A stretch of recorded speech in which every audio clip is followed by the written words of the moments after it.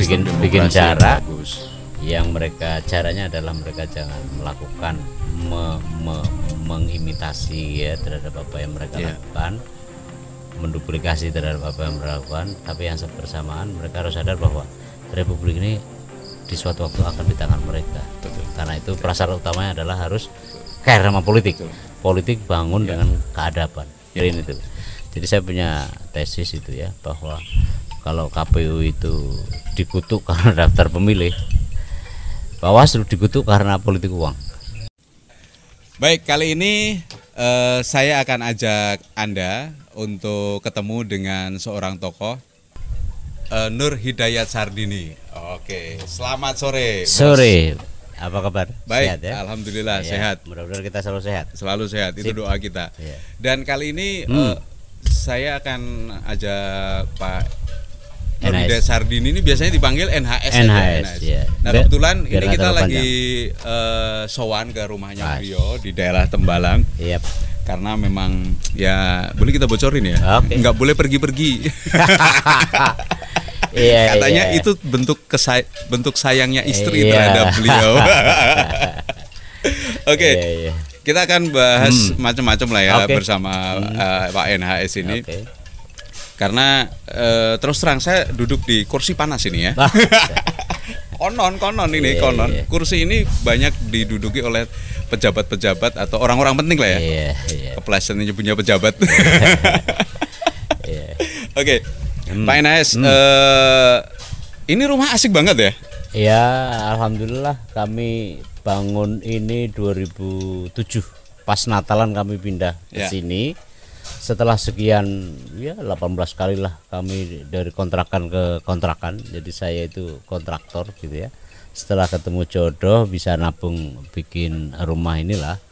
Dan ini semua sebelum saya aktif di Bawaslu dan di KPP selanjutnya ya. Sehingga ya ini hasil yang paling mengasihkan ya, kami syukuri lah. Dan memang lahannya ya ada 500 meter ya? persegi ya, kami bagi dalam beberapa bagian ya. Tapi memang dari dulu saya punya obsesi gitu untuk punya rumah yang agak gede. Bukan apa-apa, karena kesulitan menempatkan buku. Iya, menempatkan buku ya. Dan perlu tahu saja Dedi, kalau saya itu ribut sama istri bukan urusan lain, tapi urusan buku saja. Ya bagaimana Karena menaruhnya buku. Saking banyaknya ya. Dan saya kira di atas ini gazebo ini ada buku yang sudah agak lama tidak dipakai, tapi buku-buku baru ada di ruang perpustakaan saya, sekaligus juga ruang kerja saya. Di situ ada meja pingpong. Nah itu depannya lah, itu ada ruang yang cukup lumayan ya untuk kemudian menyimpan banyak buku saya. Kalau 5.000 judul ada lah. 5.000 ya? 5.000 judul ada, dan kebanyakan memang asing ya. Karena buku-buku saya yang saya koleksi sejak mahasiswa itu, ya sejak SMA sebenarnya saya suka paling beli buku. Itu saya hibahkan ke anak-anak, adik-adik ya yang membutuhkan. Saya beberapa bulan yang lalu ada sekitar hampir 2.000 buku yang saya sumbangkan ya. Dari kawan yang minta, baik di perpustakaan desa gitu ya, di Banyumas ada, di Purworejo ada, di Blora ada gitu ya. Lalu anak-anak komisariat HMI Visip sini yang juga mengambil, saya kasih, dan mereka senang sekali. Sedangkan buku-buku yang sekarang saya simpan buku-buku yang agak bobon, terutama buku-buku berbahasa Inggris yang memang saya mengoleksi ya, karena memang itu kebutuhan. Selain itu juga ada sekitar 2 juta saya punya e-book gitu ya, yang kelihatan pembaca banget, pembelajar ya. Dan memang paling favorit apa?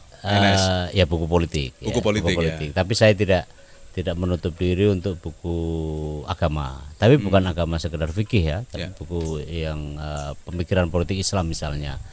Dan sebagian besar diantaranya 75% buku pemilu. Ya saya mendalami itu. Dan memang sejak kapan mendalami pemilu? Saya kan sebenarnya terutama sejak 99 ya, 99. Pada waktu saya membantu Universitas Diponegoro, tempat di mana saya kerja, itu terlibat untuk bagian yang sangat minimal sebenarnya, sekedar membantu-bantu dari Prof. Satoto ya, Ketua Forum Rektor Indonesia di Semarang. Tetapi saya menjadi pengawas itu secara tidak sengaja ya, karena waktu itu saya masih S2 di Jakarta, di UI, saat yang bersamaan saya juga kerja di Sareng Isai, itu adalah lembaga di bawah para aktivis gitu ya, terutama media. Lalu saya hampir 3 tahun lah bekerja di situ. Satu karya yang paling monumental adalah ketika memetakan aktor-aktor politik Orde Baru, ya pasca Orde Baru maksud saya. Di situ dengan almarhum Munir, dengan almarhum yang belum lama meninggal ya, senior saya A.E. Priyono gitu. Di situ saya dibimbing juga oleh Bang Andrinov, Yudi Latif, Saifullah Fatah, Abdul Hamid itu ya, Hamid Basyaib, tokoh-tokoh yang dimana saya juga di organisasi Majelis Sinergi Kalam ya, itu adalah organisasi pemudanya IJMI dan saya pernah jadi ketua di Jawa Tengah, lalu pernah jadi ketua di level nasional. Nah tapi sembari itu saya memang tidak pernah lepaskan dari hobi saya, memang ini sejak masa kanak-kanak saya di madrasah itu adalah membaca buku. 1 minggu itu pasti saya baca buku. 1 minggu? 1 minggu, apalagi selama misalnya 15 tahun saya jadi penyelenggara pemilu, baik di Panwaslu Jawa Tengah, kemudian ketua Badan Pengawas Pemilu di RI ya, lalu anggota DKPP. Setiap kali saya perjalanan dinas ke daerah itu pasti saya mampir sempatkan beli buku, lalu turun sudah habis.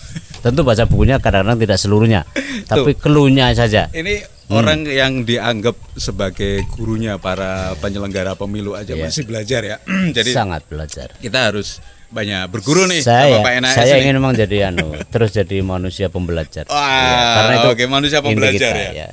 Baik. Pak NAS tadi bicara Bawaslu ya. Pak NAS itu kan di Bawaslu RI itu pertama ya, artinya Badan Bawaslu RI pertama Indonesia yang di situ Pak NHS jadi ketua ya. Ketua Ya. pertama. Boleh cerita dong gimana proses pembentukannya itu? Bawaslu itu kan ada Kenapa pendaftaran. Itu dibentuk ya? Iya, ada pendaftaran dibuka untuk umum ya. Lalu setelah dilakukan oleh tim sel ya dengan beberapa nama, waktu itu sampai ada sekitar 10.000 yang mendaftar gitu ya. Tapi kan tidak seluruhnya lolos administrasi. Dari administrasi itu lolos administrasi kemudian lolos ke tes tertulis. Nah tertulis kemudian ada fit and proper test secara internal di lingkungan tim seleksi itu, lalu dimajukan oleh presiden ya, hasilnya ke presiden, lalu oleh presiden dimajukan ke DPR RI. Nah oleh DPR RI kemudian dilakukan fit and proper test juga di Komisi 2 DPR RI. Karena Komisi 2 DPR itu kan yang menangani masalah politik dalam negeri, termasuk diantaranya adalah KPU, Bawaslu, DKPP, Setnek dan segala macam itu, yang kemudian dipilihlah 5 dari 10 nama yang sudah diajukan. Dari 5 itu kemudian kami berlima berunding siapa yang ingin menjadi ketua, lalu secara aklamasi terpilihlah saya. Kenapa terpilih Pak NAS? Alasan teman-teman apa? Saya ingin cerita saja, pada waktu saya proses pendaftaran Bawaslu itu kebetulan saya sedang mendapat pekerjaan diamanati oleh DPRD Provinsi Jawa Tengah untuk membentuk Panwaslu Provinsi dan Panwaslu Kabupaten Kota se-Jawa Tengah untuk menghadapi Pilgub pertama pada waktu itu, Pilgub setelah 2005 itu Pilgub langsung ya. Pilgub langsung. Itulah kemudian saya jadi ketuanya dan saya bilang secara kelakar kepada Pak Pujo Rayu Mizan, Rizan ya, itu adalah senior birokrat pada waktu itu ya. Pak Pujo ini sering banget di acara Trijaya FM. Jadi lain kali nanti kita undang juga di acara ini. Nah dia cerita, Pak Pujo, saya minta doa, restu dan dukungan. Saya waktu itu lagi puasa Senin Kamis, saya bilang, Pak Pujo waktu itu di mana? Di Setwan, Humas Dewan di DPR di provinsi ya. Loh, kenapa? Saya mau daftar Bawaslu itu ya. Ya udah beres. Apa yang bisa kita lakukan ya doa saja begitu ya. Lalu pada proses berikutnya dia tanya, tapi Pak Pujo kayaknya saya bakal jadi ketua ini. Loh, udah daftar belum? Nah, lo kok bisa? Saya mau daftar nanti detik-detik terakhir saja karena saya lihat dari materinya kan saya tahu latar belakangnya gitu ya, dan sebelum itu kan saya Panwaslu Jawa Tengah tahun 2004, 2003-2004, sehingga saya tahu peta ya kawan-kawan di seluruh Indonesia yang menurut saya akrab lah pasti ya. Ini ada fotonya nih saya ini, dan kemudian ya doakan saja, dan begitu saya terpilih jadi ketua saya telepon sama Pak Pujo, Allah meridhoi saya jadi ketua. mohon doa dan dukungannya ini mudah-mudahan saya bisa amanah dan seterusnya. Dan memang itu yang benar terjadi. Dan Dendi harus tahu bahwa awal itu sama sekali kita nol ya. Nol. Itu tim think tanknya termasuk Prof Jimli kan? Oh enggak, Prof Jimli belakangan. Oh belakangan. Prof Jimli itu waktu itu ketua MK. Ya. Tapi MK sudah mau purna tugas beliau. Dan kemudian setelah saya ketua Bawaslu, beberapa kali saya sowan ke beliau. Waktu itu rumah beliau juga masih direnov. Saya temui beberapa kali di Pondok Indah gitu ya. Tetapi dengan Prof Jimli memang kenal jauh hari, sejak tahun 90-an lah, sampai 93. Karena beliau ini kan tokoh IJMI, dekat dengan Pak Habibie gitu ya. Dan di luar itu saya juga sering kontak sama beliau gitu. Kedekatannya Pak NHS sama Prof Jimli sejauh mana sih? Saya kok merasa dekat aja. Mudah-mudahan beliau juga merasa dekat. Buktinya apa? Saya juga menulis buku, 2 buku untuk beliau. Pada waktu beliau ulang tahun ke-60, saya persembahkan 2 buku itu dan diterbitkan oleh Obor ya, Obor Indonesia, dan memang itu yang kemudian terjadi. Dan akhirnya memang setelah Prof Jimli purna tugas dari Dewan Pertimbangan Presiden, Timpres, lalu saya sering diskusi sama beliau. Pada waktu itu beliau dalam rangka pendaftaran ke KPK, ya kan. Lalu kemudian ya secara tidak terjadwal seringkali saya ngobrol sama beliau di kantornya, karena kantornya itu bekas kantornya Pak Habibie waktu jadi Menristek gitu ya, sekitar 100 meter lah dari kantor kami di Bawaslu. Dan kemudian ya ngobrol-ngobrol segala macam ya, kemudian akhirnya saya sebenarnya lebih banyak diminta deh di Komisi 2 itu untuk menjadi anggota DKPP. Ya, setelah Bawaslu saya juga sering undang beliau gitu ya. Dan memang beliau sangat kampiun. Beliau itu adalah ketua MK pertama dan pendiri. Posisinya persis saya yang sedang saya alami, karena saya juga sering kali curhat soal berbagai hal. Dulu sering curhat ke Prof Jimli apa? Iya, karena memang rute Prof Jimli itu hampir sama dengan saya. Waktu mendirikan MK itu kan sama kasusnya, ya. Dan waktu kami bareng-bareng berkawan berlima dengan anggota yang lain juga hampir sama. Dan saya banyak sekali menemukan banyak inspirasi yang oleh beliau sampaikan, dan saya rute itu saya tempuh ya, cara itu. Dan memang kita nol sama sekali, nggak ada anggaran. Kami hanya dibekali ucapan bismillah saja sama SK Presiden. Ya sudahlah, kami jalan. Dan untungnya kami kompak ya, di awal-awal memang sampai 1,5 tahun itu kami nggak dapat gaji itu sebenarnya. Tapi ya karena memang pertama di saat yang bersamaan kami juga harus menangani pilkada sisa yang dikelola DPRD itu. Dulu kan pilkada itu penyelenggaranya di bawah tentir DPRD, Undang-Undang Nomor 32 Tahun 2004 yang pertama sebelum diputus oleh MK itu gitu ya. Lalu muncul Undang-Undang 22 Tahun 2007 yang akhirnya kemudian jadilah Bawaslu ya, yang lebih permanen begitu. Ini menarik nih, ketika Pak NHS di Bawaslu ya. Tadi sebelum kesini saya baca Twitternya Pak NHS ya. Twitternya Nur Hidayat Sardi ya. Nur Hidayat Sardi ya. Enggak pakai NI ya. Enggak pakai NI kan. Nah, itu ada kalimat yang menarik, tapi mending Pak NHS saja yang ngomong nih. Oke. Saya itu Dendi ya, saya itu sejak kecil sebenarnya. Ya, sering menulis buku diary ya, buku harian. Betul. Saya tidak pernah melewatkan tulis itu buku. Dan tahun 2013 tuh ya tulisan itu ya. Iya. Bukannya 2003. Oh, 2003 2004 ya, kadang-kadang gitu ya. Jadi kebetulan saya ini sekarang ini sedang menyusun buku gitu ya, mudah-mudahan jadi buku betul ya, tentang evolusi pemilu ya. Saya barusan dapat buku dari teman yang di Inggris. Dia kirim buku judulnya pokoknya Evolusi Pemilu di Inggris. Saya kemudian terinspirasi untuk membuat buku yang sama di Indonesia ini, karena saya tahu ada perkembangan, ada pertumbuhan, ada perkembangan tentang penyelenggaraan pemilu di Indonesia. Sebagai contoh saja misalnya, saya tertarik di situ ya, karena di tahun 2000 apalagi tahun 99 ya, pemilu pertama kita setelah jatuhnya Orde Baru. Lalu itu ada banyak sekali ijazah palsu misalnya. Nah, itu kemudian pemilu 2004 di mana saya jadi ketua Panwaslu Jawa Tengah, itu juga masih banyak ditemukan. 3 anggota DPRD di Jawa Tengah ini ijazahnya itu palsu. atau memalsu ya, saya kira ada 3 ada 4 dari di ujung di sana sampai di sebelah sini kita Semarang agak selatan, dan ada juga yang memalsunya itu nggak canggih lah, orang itu tahun 74 gitu ya. Itu kok materinya 5.000 6.000 gitu loh. Ini kan belum ada gitu. Jadi begitu gampang, karena sebenarnya saya juga kami kerjasama dengan Depdikbud ya. Itu jadi setiap kali nomor induk itu sebenarnya udah kebaca ini palsu atau enggak. Jadi saya tunjukkan saja nomor ini, lalu fotokopi ini, dia akan bisa menebak. Saya punya key person segitu di situ sampai sekarang pun masih ada. Kan? Makanya itu dari pemilu-pemilu makin berkurang gitu ya. Nah, kedua misalnya ya, Panwaslu itu dulu tidak boleh masuk ke TPS. Oke. Zaman saya di 2004 2009 juga belum bisa.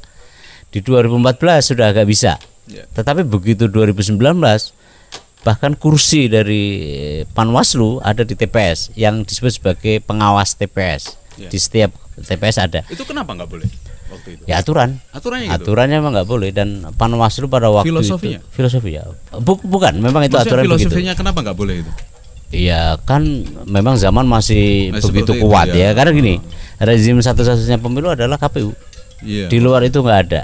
Dan ini maaf ya, bukan takabur ya, kami itu adalah saya sebagai ketua dan anggota itu berjuang betul untuk menjadikan ini semakin baik. Dan dulu ad hoc, bahkan pembentukan Panwaslu itu oleh KPU. Bagaimana mungkin kami yang akan mengawasi, kami yang diseleksi? Ini kan nggak lucu. Saya dan kawan-kawan bongkar itu, dan kemudian lahirlah Undang-Undang Nomor 15 karena putusan MK. Kami yang mengajukan, sehingga makin diperkuat di 2019 pilkada sepanjang 2009 sampai 2019 lah, lalu kemudian makin menguatkan. Dan sekarang itu posisi pengawas pemilu yang organisasi puncaknya adalah Bawaslu itu udah makin kuat. Check and balance antara KPU Bawaslu, apalagi ditambah dengan DKPP, makin menguatkan kedudukan Bawaslu, dan itu perjuangan kami pada waktu itu ya. Kami adalah saya ketua, kemudian anggota gitu ya, lalu juga jajaran Panwas tanah air gitu ya. Dan sekarang jadilah yang kuat. Jadi check and balance antara KPU, Bawaslu dan DKPP gitu. Jadi tugas KPU itu administrator utama pemilu, karena itu adalah induk dari administrasi pemilu di Indonesia, lalu diawasi oleh Bawaslu baik tahapan maupun orangnya. Dan kedua-duanya baik jajaran KPU, Bawaslu diawasi oleh DKPP. Pengawasan DKPP itu ya tidak mengawasi seperti di lapangan ya, tapi kalau ada pengaduan dan seterusnya, ya check and balance. Ini sebenarnya Twitternya yang pengen saya ini Pak NHS yang ngomong tadi. Tapi ini saya bacakan aja, mungkin lupa kali ya. Ini tweetnya, ada ribuan pengawas di seluruh Indonesia dari Merauke hingga Sabang, dari Miangas hingga Rote, melintas desa, kota, pulau terpencil hingga belantara beton Jakarta. Satu yang mutlak isi batok kepala mereka atau visi mereka harus sama dengan isi batok kepala ketua dan anggota Bawaslu dan seluruh orang di gedung ini, dalam tanda kurung Bawaslu. Tahun berapa? Itu visi saya tahun 2009. 30 April. Berapa tahun yang lalu itu ya? Iya udah. Nah, ini apa maksudnya? Ini kalimat saya membayangkan ya, Bung Dendi ya. Yang namanya Bawaslu sekali lagi tidak ada fasilitas pada waktu kami berdiri. Aparat kami di Panwaslu kabupaten kota itu ad hoc. Provinsi, kabupaten kota, semua ke bawah itu ad hoc.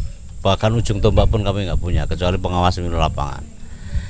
Kemudian bagaimana mungkin sebuah lembaga yang mengawasi lembaga lain yang kuat baru dibentuk ketika 1 bulan paling lambat sebelum pemilu itu sendiri, dan 2 bulan setelah pemilu baru dibubarkan. Begitu ada Panwaslu, begitu ada pemilu atau pilkada lagi dibentuk lagi, bubarkan lagi, dibentuk lagi.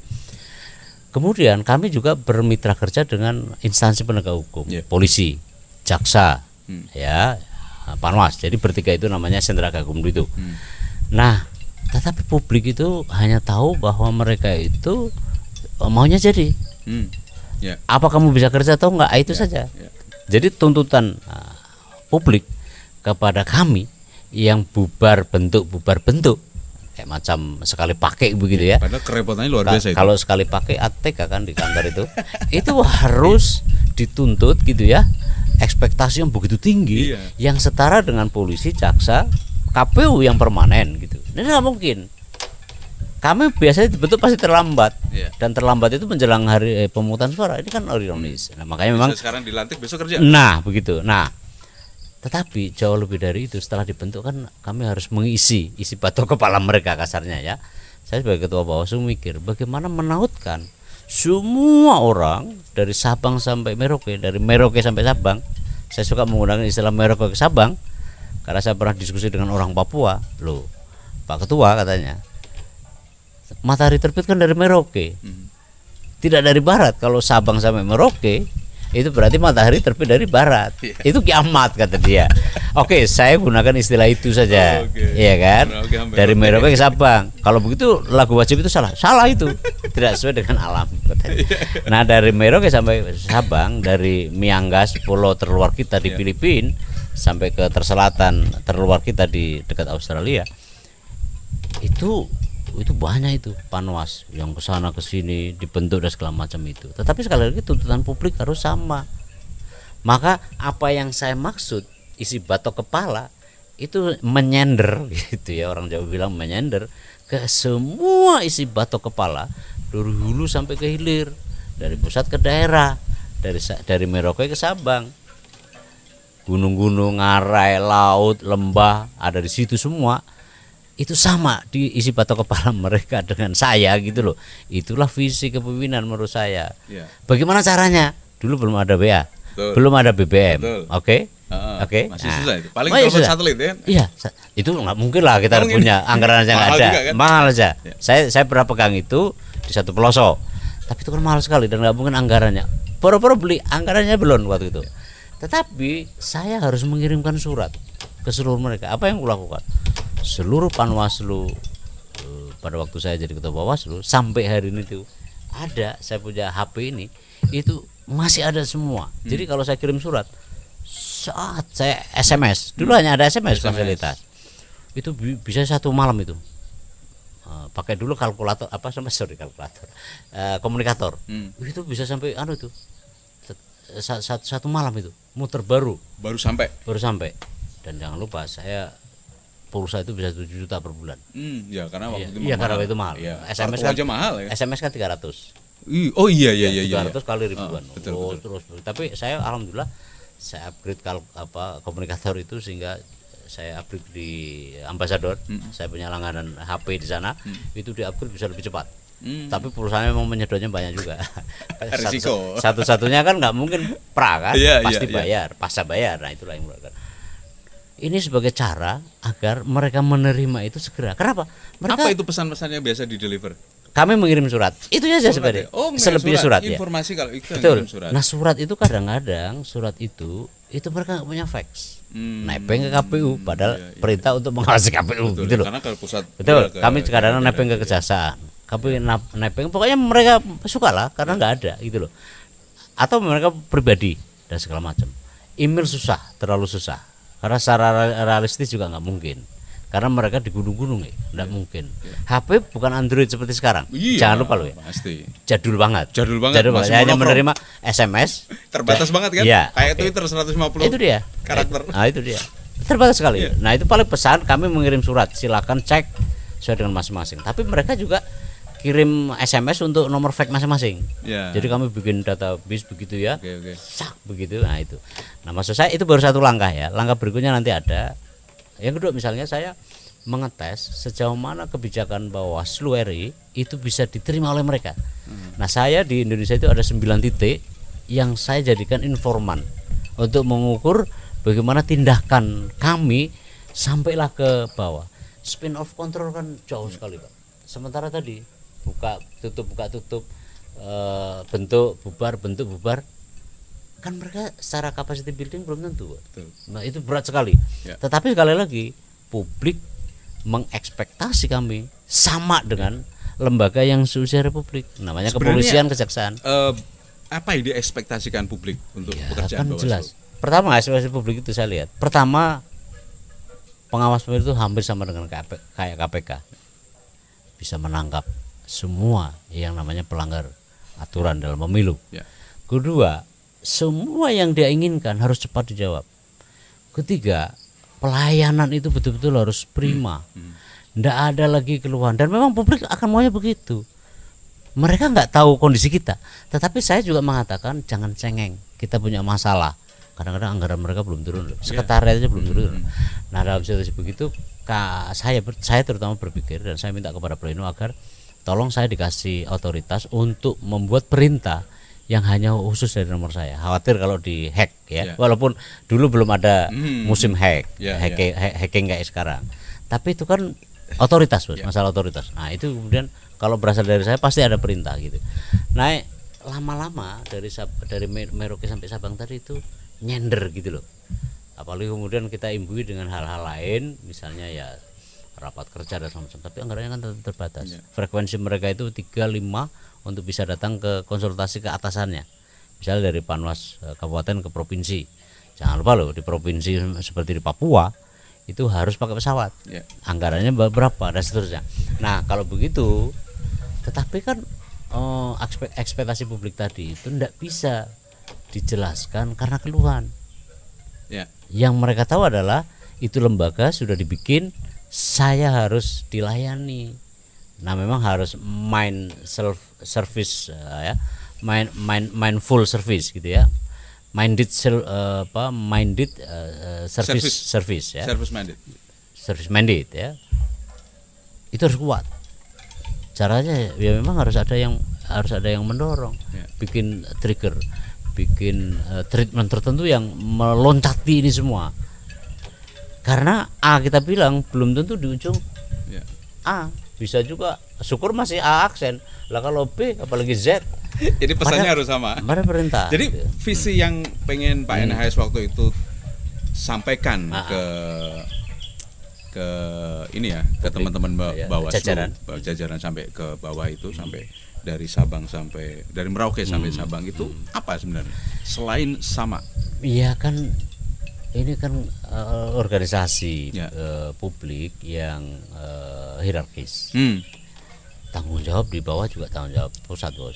Ya, memang ada desentralisasi di bidang tertentu, tetapi tanggung jawab umum kalau ditanya di Komisi 2 dalam rapat dengar pendapat itu bukan provinsi, tapi pusat.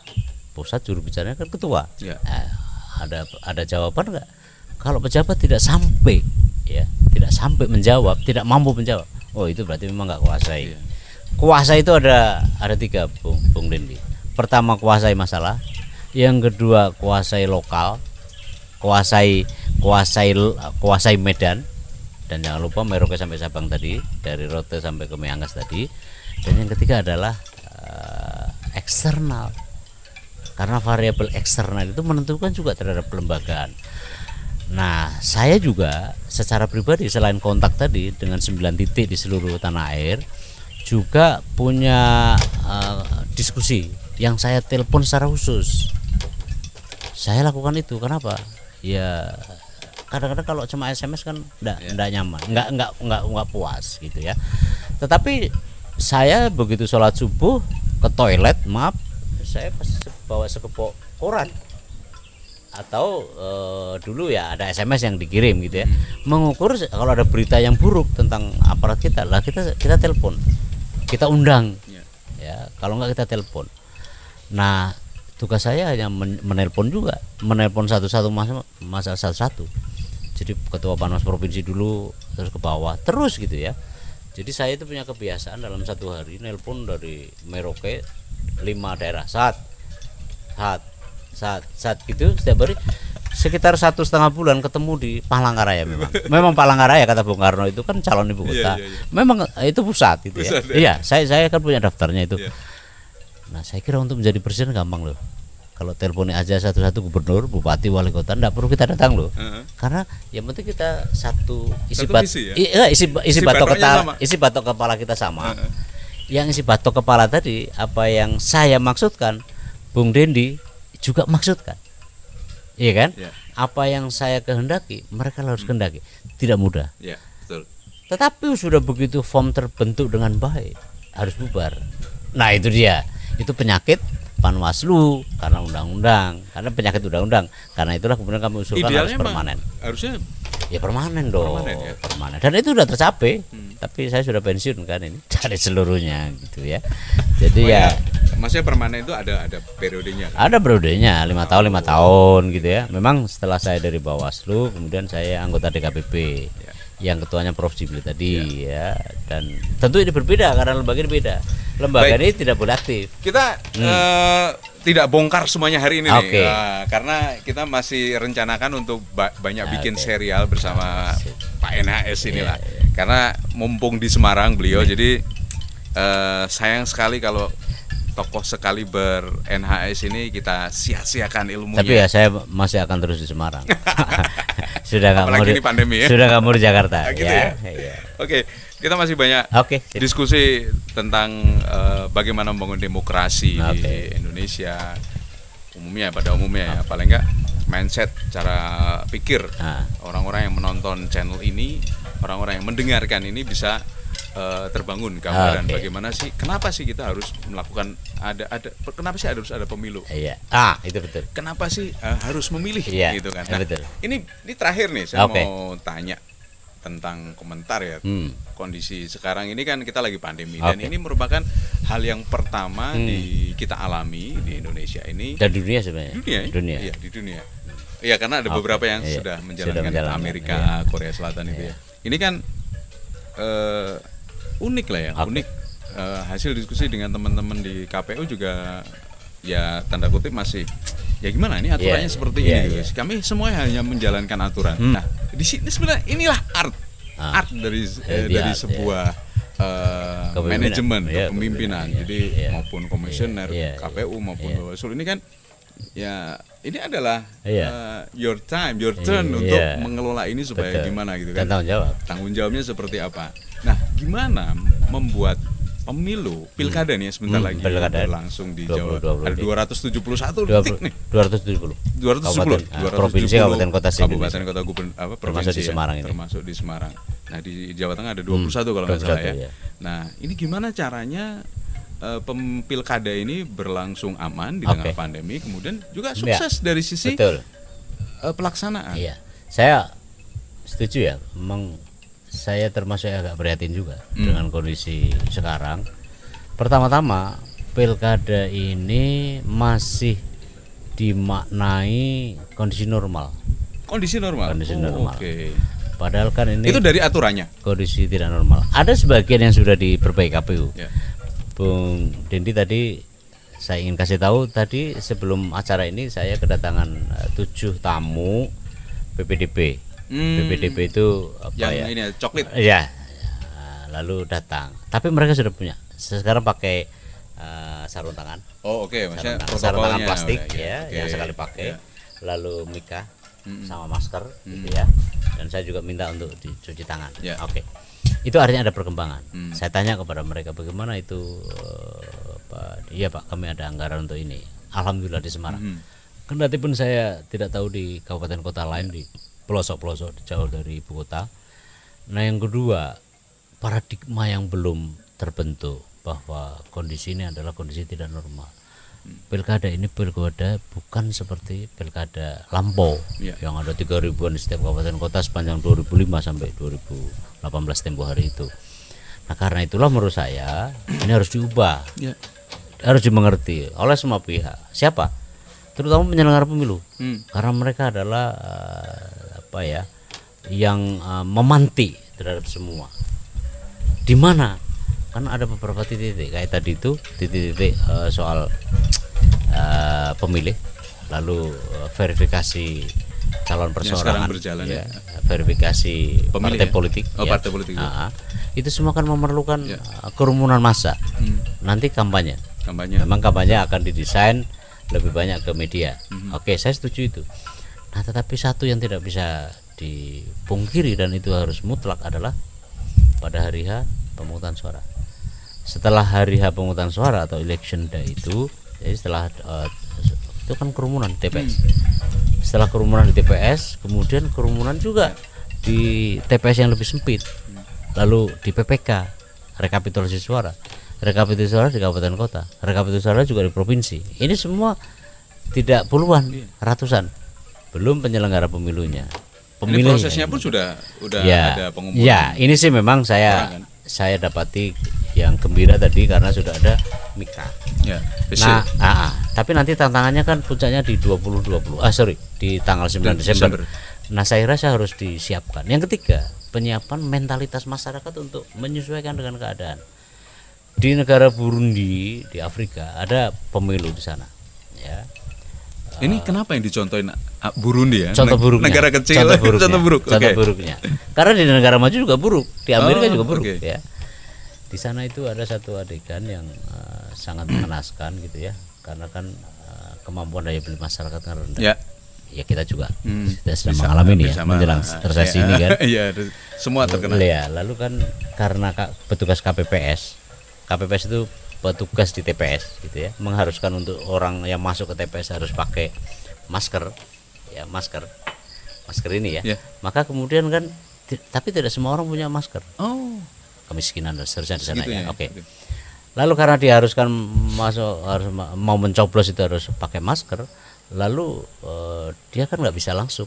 Dia lihat dulu di TPS, nah itu ada tetangganya yang sudah ada di dalam pakai masker.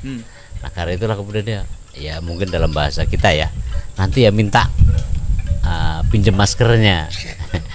Ya memang dipinjemi dan itu banyak kejadian yang akhirnya klaster baru di sejumlah distrik makin berkembang gitu. Gara-gara pemilu. Ya itu di negara miskin. Di negara Amerika di sekitar bulan April lah ya ada pemilu internal partai, dalam hal ini Partai Republik, itu untuk menentukan siapa calon presiden yang akan jadi challengers ya, penantang dari Trump. Petahana incumbent namanya Trump gitu ya. Lalu kan terpilih Joe Biden sekarang ya, dari Demokrat ya. Memang kalau sekarang kan surveinya agak meningkat itu, mengalahkan ini, walaupun saya 2016 di Amerika pada hari Pilpres itu juga popular vote Hillary kan menang, tetapi Pilpres di Amerika tidak mengenai secara langsung, memang tidak langsung. Ada electoral college ya. Lalu kemudian ya kampanye ini nggak pakai apapun. Dan setelah itu udah dianggap normal aja. Setelah itu.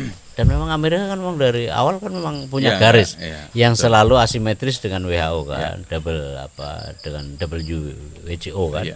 Nah yang kemudian akhirnya ya meledak. Nah itu contoh dua negara antara kaya dan miskin sama. Nah kita lihat justru bangsa Asia di Korea Selatan, pemilu di Korea Selatan paling bagus. Saya bisa tunjukkan sebenarnya kalau ada slide-nya, dan saya sampaikan ke banyak forum.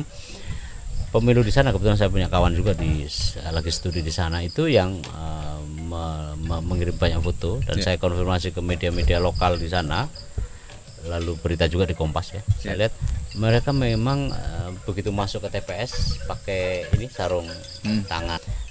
Lalu kemudian dicuci dulu.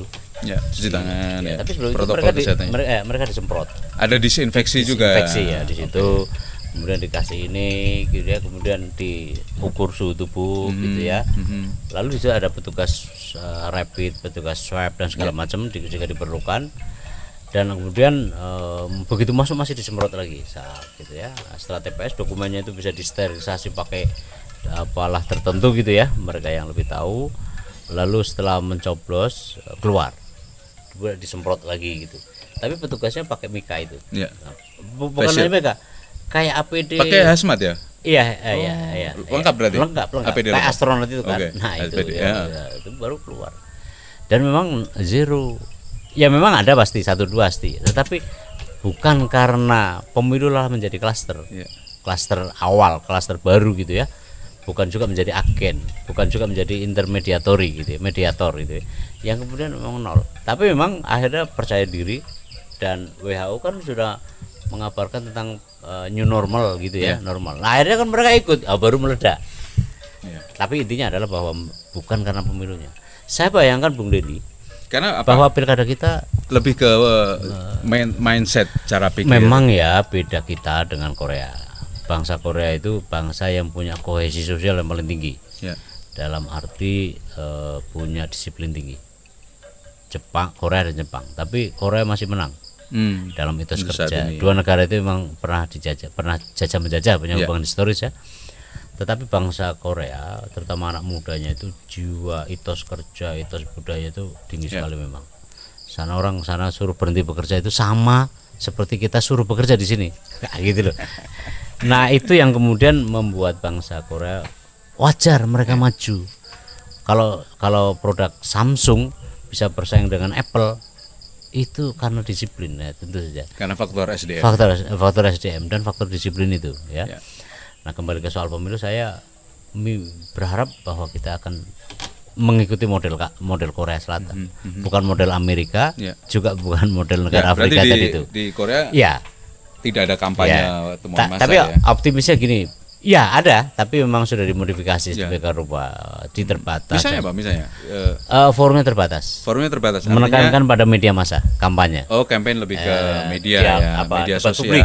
Oh, debat publik. Sekarang kan orang pegang akses semuanya. Jadi enggak harus TV sekarang. YouTube sudah beres semua. Kan sama. Betul. Nah, artinya sebenarnya mendingan kampanye rapat umum itu udah nggak perlu lah. Zaman era dangdutan yang joget dengan serono itu misalnya, yang pidato berbesar-besar. Saya pengen tahu sebenarnya kayak di Korea itu ada jadwalnya nggak sih mereka kampanye itu, atau mereka bebas saja bikin kampanye sewaktu-waktu? Ada, kampanye ada, tapi terbatas. Iya. Misalnya itu karena aturannya seperti itu atau karena memang jadwal mereka? Mereka bangsa yang sungguh gitu ya. Mereka itu bukan soft stage gitu ya. Tapi memang orang yang disiplin tinggi, harus state banget itu. Nah memang ya kampanye tetap ada, kampanye tapi lebih menekankan pada media, terutama pada dialog, debat.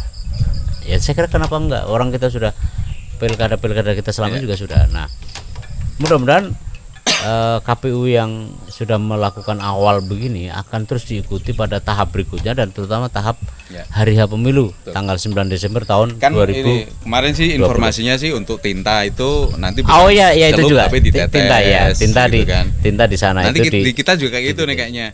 Nah itu yang belum aku tahu. Cuman masih nunggu aturannya nanti. Tapi kita lihat. Kayaknya arahnya ke sana. Iya. Paling kurang keselamatan pemilih. Tapi sejauh sebelum itu adalah keselamatan penyelenggara, keselamatan pemilih, keselamatan peserta pemilu. Ini kan peran Bawaslu di sini. Mengawasi bagaimana berjalan sesuai dengan protokol kesehatan. Betul. Sejauh mana nanti mereka akan berperan ini, atau punya orang bilang kan Bawaslu nggak punya taring gitu kan? Tapi sekarang sudah taringnya udah banyak kan. Tinggal mau dijalankan atau enggak gitu ya. Yang prihatin kan politik uang sampai hari ini tuh. Jadi saya punya tesis itu ya, bahwa kalau KPU itu dikutuk karena daftar pemilih, Bawaslu dikutuk karena politik uang. Dua masalah itu yang belum bisa terselesaikan secara tuntas dalam setiap pemilu dan pilkada kita. Sepanjang pasca runtuhnya Orde Baru ya, pemilu yang sudah 99, 2004, 2009, 2014, 2019 ya, 20 tahun yang lalu. Nanti kita bongkar deh jalurnya lewat mana. Jalurnya lewat mana, tapi nggak sekarang karena memang waktu kita bukan terbatas ya, tapi karena memang saya udah kedengaran orang ngaji mau azan ini kan. Jadi next jangan lupa tonton terus channel ini, karena ini penuh dengan daging semua nih, ilmu semua. Jadi sayang kalau dilewatkan channel ini, acara ini. Jadi terima kasih Pak NHS, semoga bermanfaat dan memberikan insight baik terutama untuk generasi kita yang banyak apolitik, bisa dibilang seperti itu ya. Nggak peduli lah urusan politik, karena politik katanya sih nabi kayak begitu, urusannya duit, nyogok gitu. Mereka sebenarnya punya koruptif secara pola pikir mereka sebenarnya harus kita ubah. Sudah merasa bahwa KKN koruptif itu nggak bagus gitu ya. Jadi kenapa mereka jadi seperti itu? Jadi kan sebaiknya dibangun lah sistem demokrasi yang bagus. Yang caranya adalah mereka jangan melakukan mengimitasi terhadap apa yang mereka lakukan, menduplikasi terhadap apa yang mereka lakukan, tapi yang bersamaan mereka harus sadar bahwa republik ini di suatu waktu akan di tangan mereka. Karena itu prasyarat utamanya adalah harus care sama politik. Politik bangun dengan keadaban. ini sebenarnya tugas dari teman-teman di Bawaslu dan KPU itu melakukan edukasi politik. Tapi ya sudah lah, nggak usah berharap orang lain. Yang penting apa yang bisa kita lakukan ya, karena kita punya orang seperti Pak Enahes, beruntung sekali. Tahu kan masuk surga sendiri-sendiri juga. Gitu dia. Oke lah, urusan masing-masing ya, tergantung niat dan amal. Biarlah mereka hisapnya sendiri-sendiri gitu loh. Orang kita nggak makan gaji negara kan, jadi bebas. Baik, sampai ketemu di video berikutnya.